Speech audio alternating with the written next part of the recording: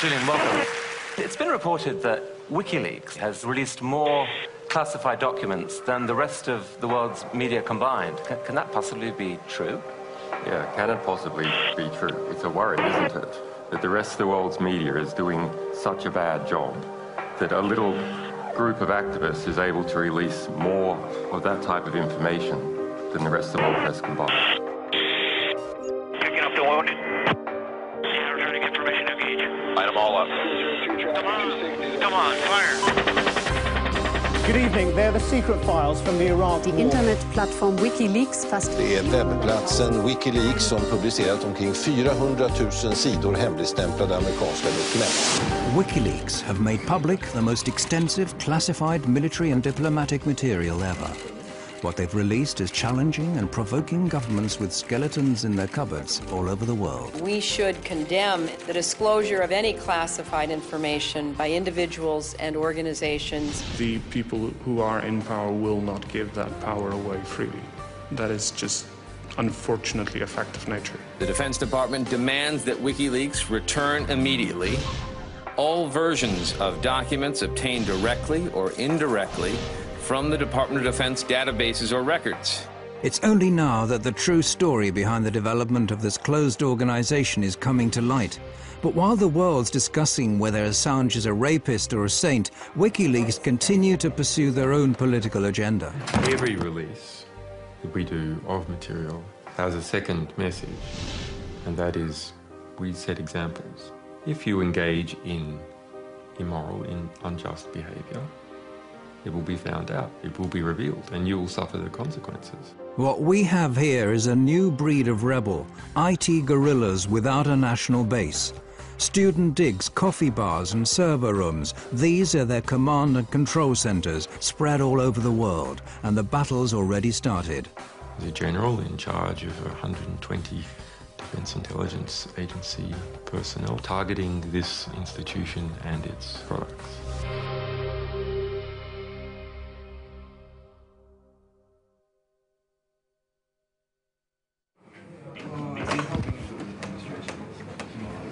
WikiLeaks have become a global force to be reckoned with in record time. It may not be easy to grasp at first, but the release of classified information is just a small step in a long-term political and ideological battle.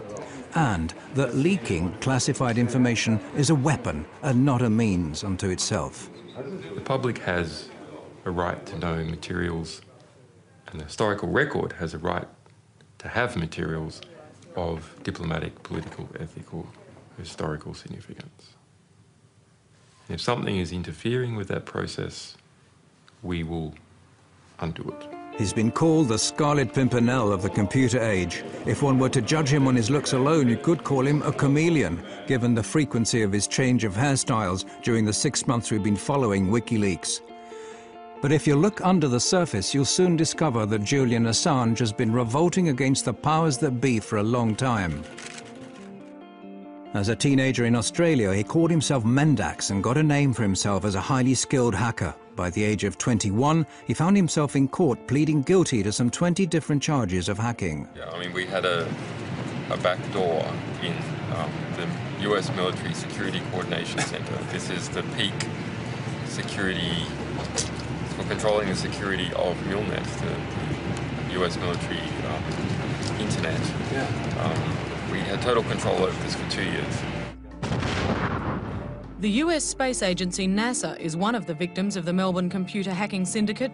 American investigators, including the FBI, contacted Australian authorities with their suspicions. The court was told the men even tampered with the police investigation into hacking at the ANU. The judge, seeing Assange as just an inquisitive young man, fined him a symbolic sum and released him. However, the trial added further fuel to Assange's feelings about the importance of unrestricted information. Together with some friends, he sets up one of Australia's first internet suppliers and gives people with politically sensitive viewpoints a platform from which to publish their opinions. But when one of his customers publishes secret Scientology manuals, this prompts aggressive efforts to censor him. Helen Coburn, one of the lawyers for Scientology in California, sent many letters trying to attack us, and they ended up hiring a private investigator to try and track me down, who did manage to get hold of my silent telephone line and call me up, and just as a sort of threatening maneuver. I ended up tracking down how they did that. Those efforts to censor the site strengthen his conviction that something has to be done against those withholding important information from the public at large. What the problem was,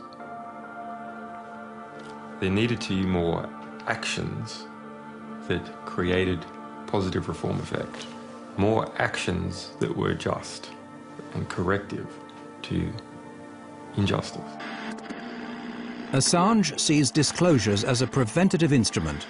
It warns those involved in morally questionable or criminal acts that they'll be found out and will have to face consequences. I understood the significance of disclosures for quite some time. I mean, I registered leaks.org in 1999.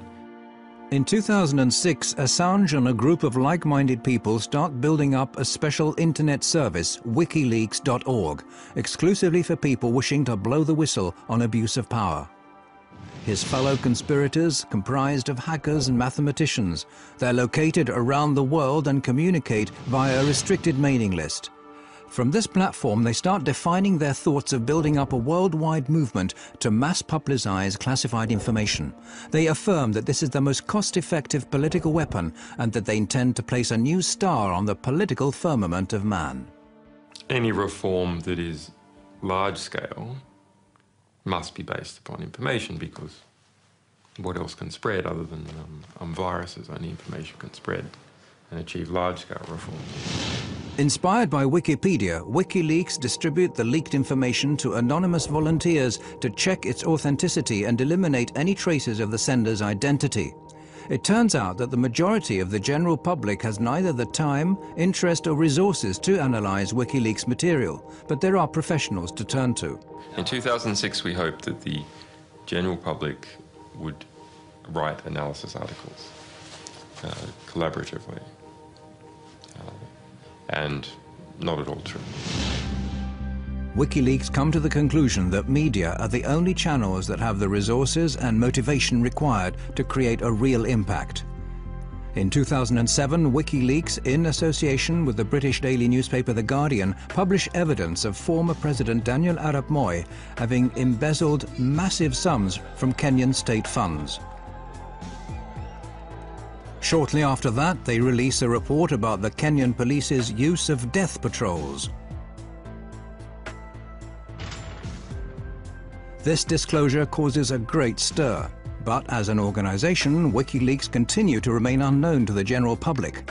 However, the word spreads among activists far and wide on the net, eventually reaching the German Chaos Computer Club, the biggest and oldest club for hackers in the world. Well, I heard about it in late 2007 from a couple of friends. I started reading a bit more, but I started to understand the value of such a project to society. The politically engaged Chaos Computer Club has been fighting a long-term battle for free access to information. One of its members, Daniel Domscheit-Berg, is quick to recognize the common ground between his view of society and that of WikiLeaks. He quits his job as a computer consultant so as to devote all of his time to the new organization. The question is the attitude. What attitude do you have to society? Do you look at what there is and you accept that as God-given? Or do you see society as something where you identify a problem and then you find a creative solution for that problem? So it is a matter of, are you a spectator or are you actively participating in society?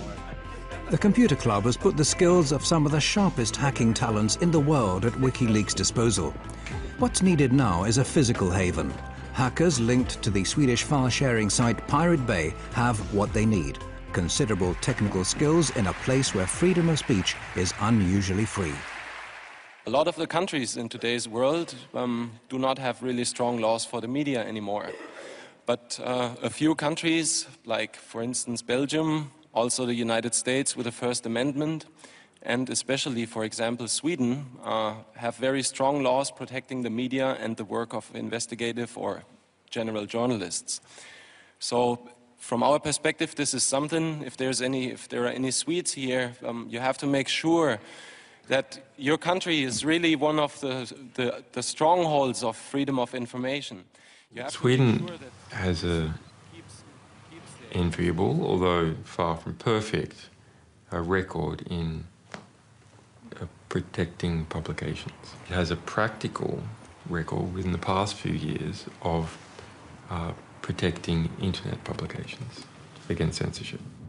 And it's precisely Sweden's unique freedom of speech law that prompts WikiLeaks to locate their main site in this unpretentious basement in one of Stockholm's inner suburbs.